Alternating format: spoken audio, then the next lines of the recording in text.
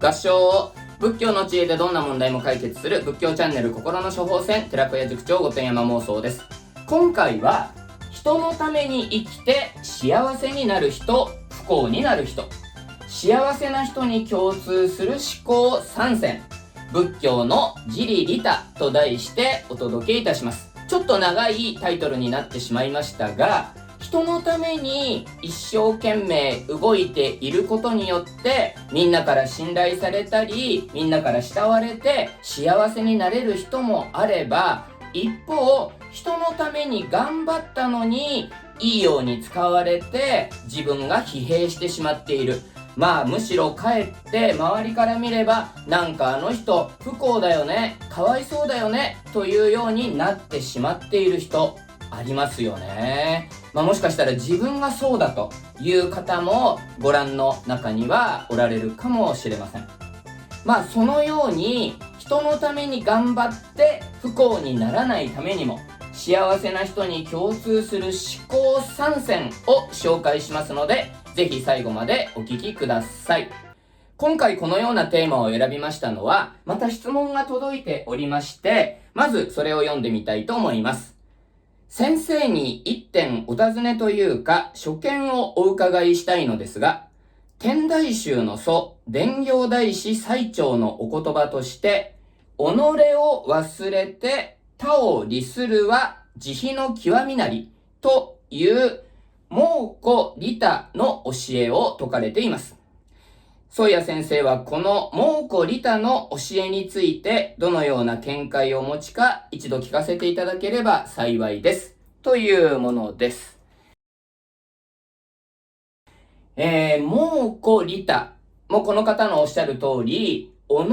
忘れて他を利する。自分のためということを一切抜きにして人のために動くという、これは慈悲の極みとありますが、言葉を変えれば仏の慈悲ということであり、慈悲の理想形、利他行の理想形と言えるものでしょう。この蒙古利他という言葉について、私の見解を聞かせてくれということですが、私の見解を聞いても仕方がないので、浄土真宗の見解をお話ししてみたいと思います。まずですね、蒙古利他というこの言葉で私思い出すエピソード、仏教のエピソードではないんですけれども、こんな話を聞いたことがあります。マザー・テレサ、ね、キリスト教の人ではありますが、インドで慈善活動をしたマザー・テレサが、ある時、母親一人で7人の子供を育てている女性のところに、米を一袋届けに行ったわけですね。テレサ自ら、その女性が、あまりにも気の毒な状況であったために、助けてあげたいと思ったわけです。そのテレサからの米一袋を大事に受け取ったその女性、シングルマザーは、そのお米を半分に分けて、違う袋に半分に分けて、テレサにお礼を言った後、家を出てってしまうんですね。不審に思っていたマザー・テレサなんですけれども、やがてその彼女が帰ってきましたので、訳を尋ねると、そのうちの隣にも、やはり同じように、母一人でたくさんの子供を育てている貧乏な家庭があり、その家に半分のお米を届けに行ったということだったのです。決してね、テレサが届けた米一袋は、7人の子供がお腹いっぱい食べるのに十分な量でもないんですよ。貧しいマザー・テレサだってね、たくさんの人を助けた人ですから、一人の母親だけにそんなにたくさんの支援はできません。ところがその少ない米をさらに半分に分けて、隣の同じ立場のシングルマザーに分けたというその女性の行動にマザー・テレサは大変感動したというエピソード聞いたことがありました。こういうのはね、まさに蒙古利他と言える行動ではないでしょうか。ところがですね、一方、この蒙古利他という言葉をパソコンで打って変換させようとすると、このような仏語は出てこずに、こう出てきてしまうんですね。蒙古利他。はい。ちょっと悲しい変換ではありますが、実際に人のために頑張った結果、自分が疲弊してしまった。自分が不幸になってしまった。それでもうこんな人に親切をして自分が苦しくなるならば、自分の精神がやられるならば、もう人のためになんて生きるのはやめて、もうこれからは自分のために自分のことだけを考えて生きていこうと思う人が出てもおかしくないぐらい、実は蒙古利他という行動は大変難しく、またある意味リスクが伴う行いでもあるということなんですね。そして、蒙古利他という言葉は、伝教大師、天台宗を開いた最澄の言葉として知られるものでありますが、実は日本の天台宗というのは、最澄が留学生として中国に渡った際に、中国の天台宗を学び、その教えを持ち帰り、比叡山で開いたのが日本の天台宗。その天台宗、中国天台宗の元祖である天台大師智義という人の臨終にこのようなエピソードがあります。それは弟子の智郎という人が先生である智義に対して、先生は、お師匠は一体どれぐらいまで悟りを開かれたのでしょうかと尋ねたのです。その時に天台大師智義は、我、衆を了せずば六根清浄意に至らん。されど、利他のために己を損して、ただ五本弟子あるのみ、と答えたと言われます。利他のために己を損してというのは、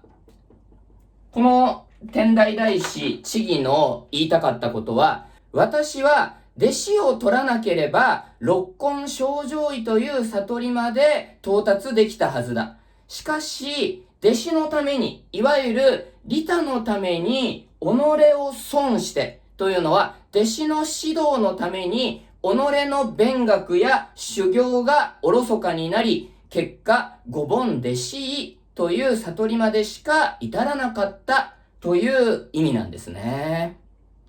これは、知義のみならず、私たちのような庶民レベルで言ってでも、人のために動いたために自分が損した。ね、人の勉強を教えたがために自分の勉強がおろそかになった。とか、仕事上、後輩に仕事を教えているうちに自分の成果が落ちてしまった。とか、人の手伝いをして時間や体力を奪われて、己の本分が果たせなかった。などなど、利他のために己を損するということも現実問題としてあるわけですよ。これは天台智義でさえそんなこと言ってるわけですから、私たちには当然あるわけですね。だから、もう懲りたという風になってしまうのでしょう。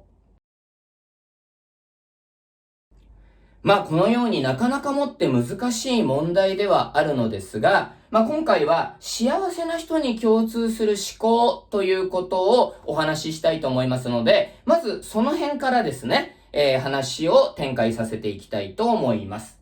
まず、幸せな人というのはどういう人のことを言うのか。これはですね、ハーバード大学の心理学研究チームがもういろいろな方面から研究を重ねた結果、幸せというのはお金なのか地位なのか名誉なのか、それとも健康なのか、様々な要素を見比べたところ、一つの結論が出ているんですね。幸せな人というのは人間関係が良好な人と言い切れるそうです。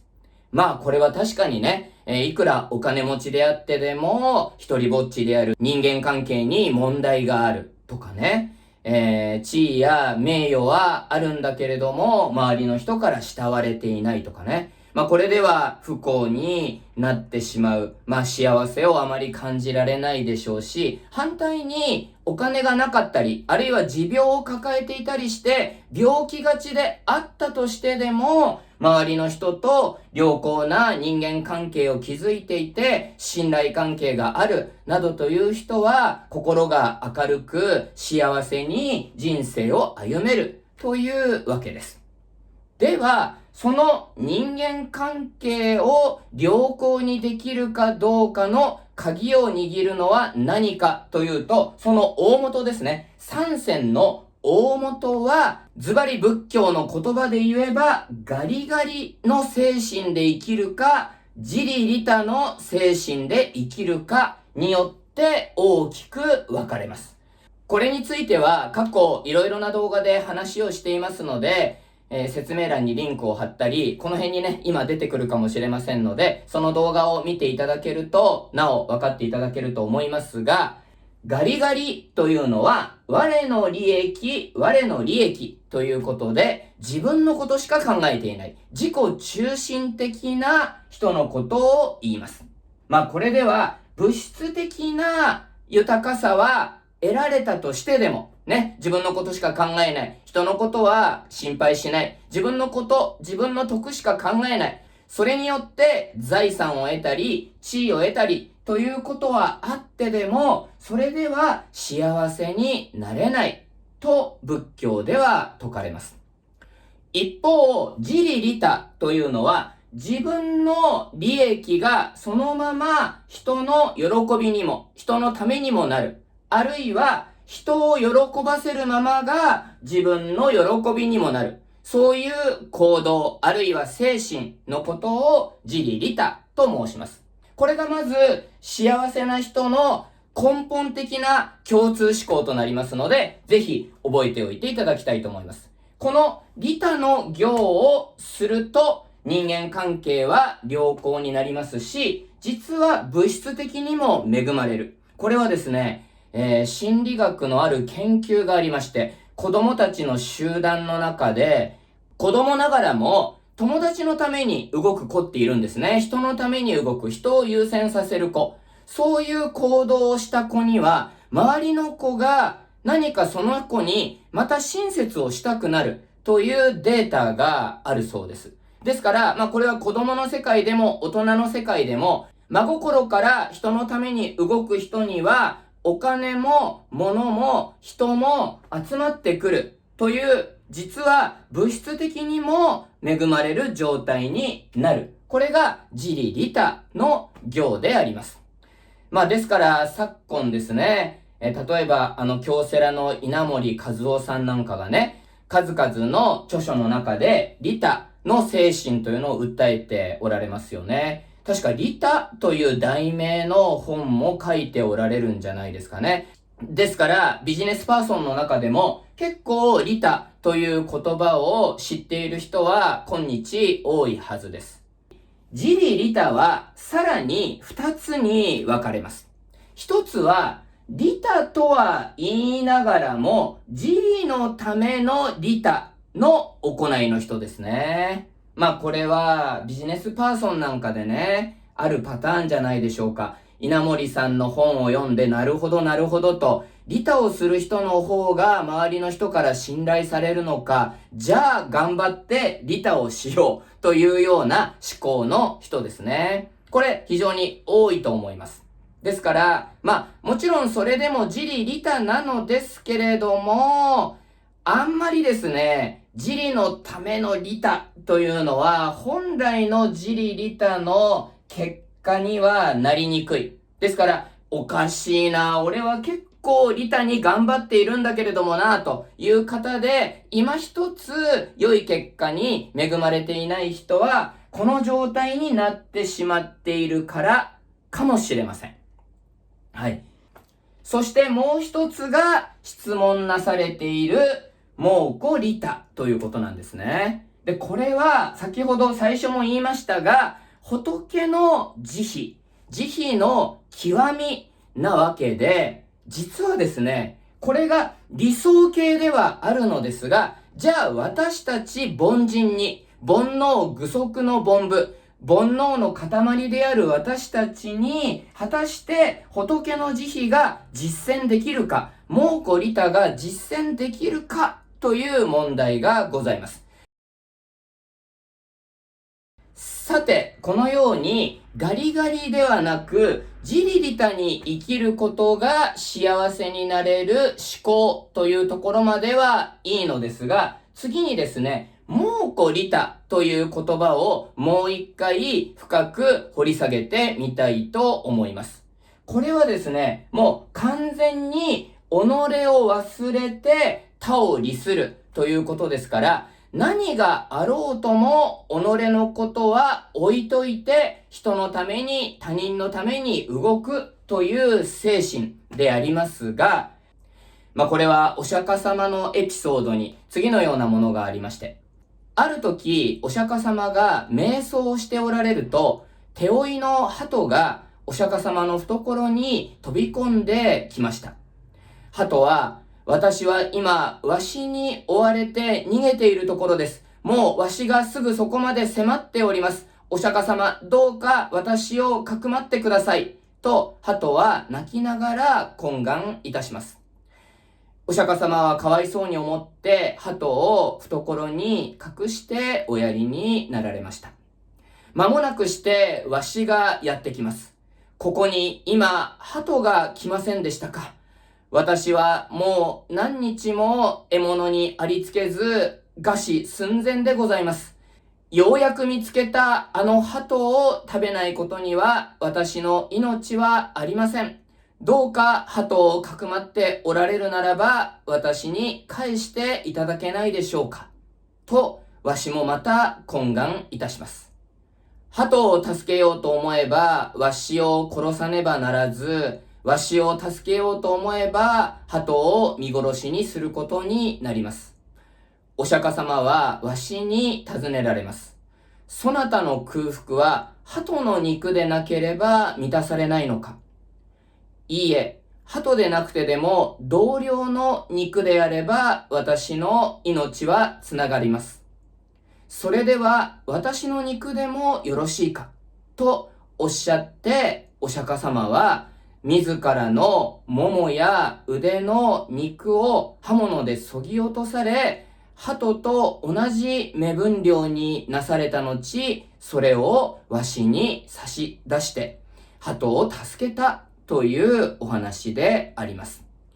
いわゆる仏の慈悲、蒙古利他というのは、このような行動のことを言うわけです。果たして私たちに己を損してまで、己の肉を削ぎ落としてまで、これは一つの象徴とはいえ、自分のお金を身を切るほどに出すことができるか、自分の時間や体力をまた存分に出すことができるか、自分を損してまでそれをすることができるか、己を忘れてまでそれができるのかという問題ですね。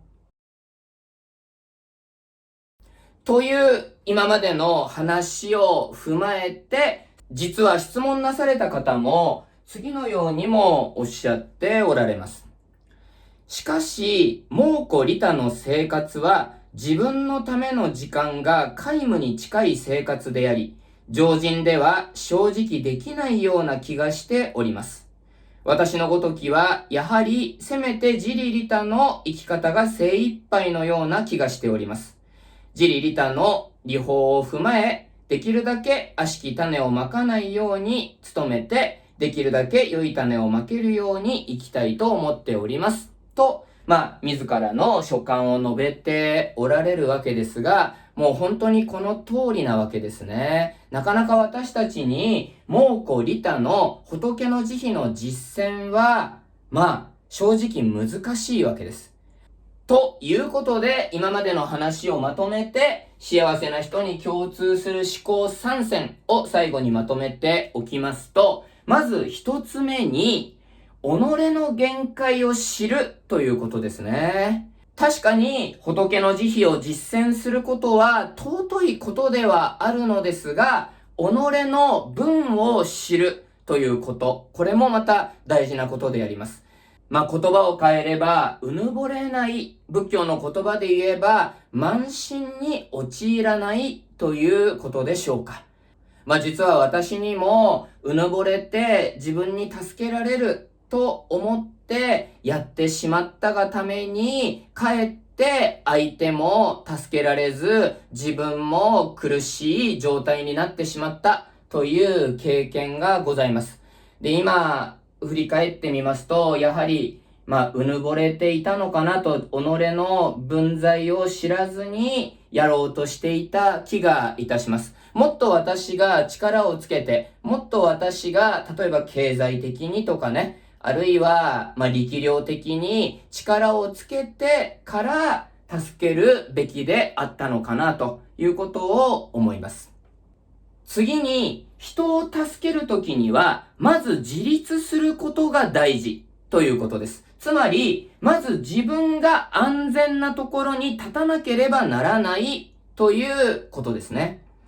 例えば、溺れている人を助けようとするときに、まず自分が命綱をつけて、そしてね、大きな木にくくりつけて、そして川に入って行き、助けると。自分の安全をまず確保してから人を助けなければ自分までもが流されてしまうということです。よく海難事故、水難事故で悲しい出来事が報道されることがありますが、人を助けようとするときにはまず自立する。己が安全な場所を確保しなければならないということですね。これ先ほどの私の反省にも通ずるところでありますけれども、やはり自分の状況をまず確保してからね、その助ける相手が困窮していればしているほど、まず自分が安全なところに立たなければならない